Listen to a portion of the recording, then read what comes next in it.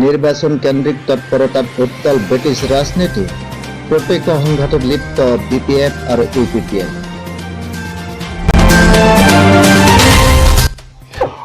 পৰাজয়েৰ আশঙ্কাত ত্ৰস্ত্ৰমান শুক্লাই চেৰফাং বিপিএফৰ প্ৰাৰ্থী গণেশ কছাৰীৰ।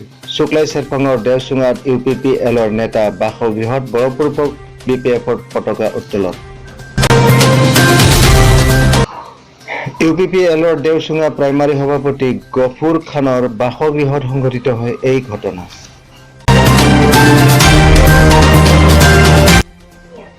ইয়াকে লৈ পৰিস্থিতি উত্তাল হৈ পৰাত আৰক্ষী ঘটনাস্থলীত উপস্থিত হৈ পতাকাখন জব্দ কৰাৰ লগতে পৰিস্থিতি নিয়ন্ত্ৰণ কৰে।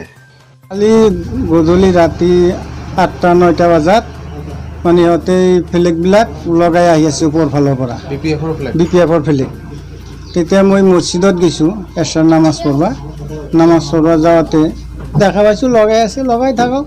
তাৰপাছত আৰু আহি মই নামাজ পঢ়ি আহি মই ঘৰত ভাত চাত খালোঁ, খাই ঘুমাইছোঁ।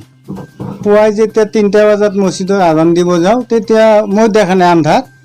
নামাজ পঢ়ি আহোঁতে অলপ পোহৰ হ'ল, তেতিয়া দেখা ফ্লেগটো মোৰ একদম মাথাত লাগলো। হেৰি এইটো দেখোন ফ্লেগ বিপিএফৰ, কিয় কোনে লগালে?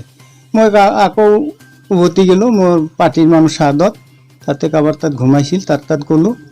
এই ক'লে আপুনি হেৰি কৰক, কেণ্ডিডেট ফোন কৰক আৰু আমাৰ ব্লকত ফোন কৰক, মোৰ এতিয়া কিবা মানুহ এটা মাৰা গৈছে, মই গুচি যাম। এনেকৈ ক'লা। মই আহি পেলাই চাহাবুদ্দিনক, টংকেশ্বৰ বড়োক এনেকুৱা কাৰোবাক ফোন কৰিলোঁ, কেণ্ডিডেটক ফোন কৰিলোঁ। সিহঁতে কয় আপোনালোকে মানুহকেইটা আনি মাতি পেলাই বিধু কৰক আৰু ফ্লেগটো চলিবলৈ যাতে ননমায়।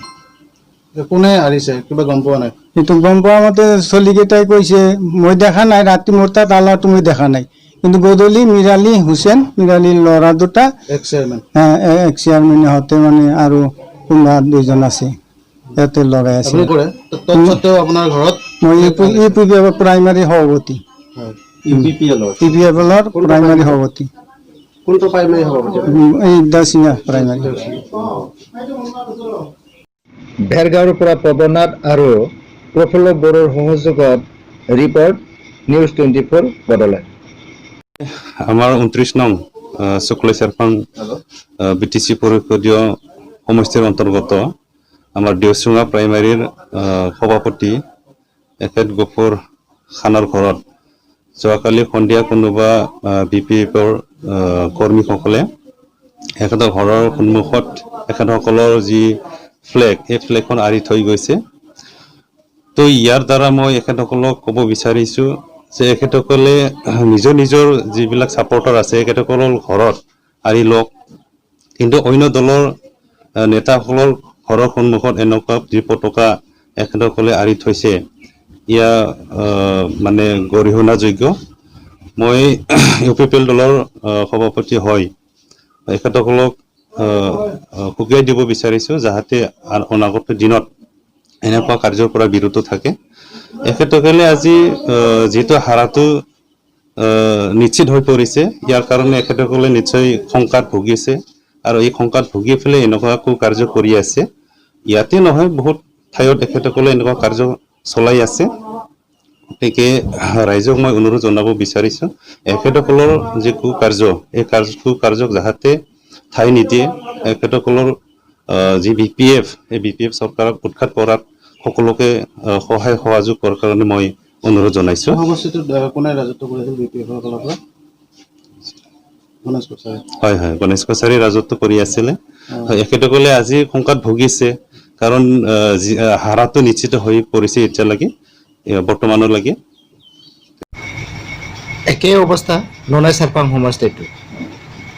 33 নং ননাই চেৰফাং সমষ্টিৰ হানচৰা প্ৰাইমাৰী ইউপিপিএলৰ অন্তৰ্গত কেইবাখনো গাঁৱত বিপিএফ কৰ্মীয়ে ইউপিপিএলৰ কৰ্মীৰ বাসগৃহত পতাকা উত্তোলন কৰা দেখা গৈছে। দুৰ্ভাগ্যজনক হৈছে, কাৰণ এতিয়া তেখেতে আমাৰ ইউপিপিএলৰ মানুহ হয় আৰু তেখেতক মানে বৰ্ণনা দিবৰ কাৰণে ইহঁতে চেষ্টা চলাই আছে। সেইটো কাৰণে মই ইহঁতক অতি শীঘ্ৰে মানে এই ফ্লেগটো নুমাই দিবৰ কাৰণে মই অনুৰোধ জনাইছোঁ। আৰু যিটো আমাৰ ইউপিপিএল দলত এনেকুৱা আমি কোনোমতে কৰা নাই, ইহঁতে চিষ্টেমেটিক কৰক, ইহঁতে পাৰ্টি কৰিছে। মই এইখিনিটোকে ক'ব বিচাৰিছোঁ যে অতি শীঘ্ৰে মানে এই ফ্লেগখন নুমাই দিব লাগে বুলি মোৰ পৰা গৰিহণা দিছে।